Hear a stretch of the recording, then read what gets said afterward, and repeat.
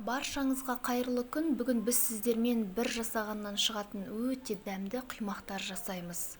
Видеоны соңына дейін көріп, каналыма лайк басып, тіркеліп қоюды ұмытпаңыздар. Ең алдымен бөлек ыдысымызға 2 жұмыртқаны саламыз. Жұмыртқа бөлме температурасында тұрған абзал.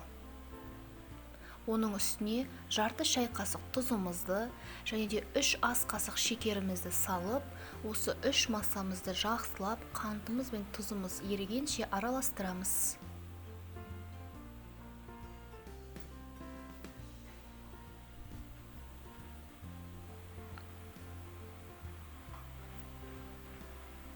Массамызға 300 грамм жылы сүтімізді қосамыз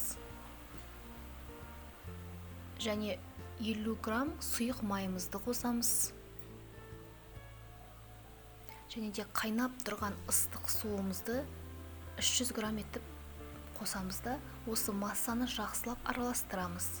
Енді електен өткізілген 150 грамм ұнды біртіндеп сала отырып араластырамыз. Бірден барлық қамырды електен өткізіп салып тастамаңыздар. Біздің массамыздың арасында іртік болмай, бір келкі өте сұйық болып шығу керек. Табамызды қыздырып, оның үстін майлап аламыз. Осылайша аздап құйып отырып, құймақтарымызды пісіріп шығамыз. Шамамен 2 минут, 3 минуттың көлемінде құймақтың бір беті пісіп шығады, ал екінші бетін барынша 1-1,5 минут пісіргендеріңіз дұрыс. Және де 3-4 рет блинчиктеріңізді пісіргеннен кейін табаларыңызды майлап отыруды ұмытпаңыздар.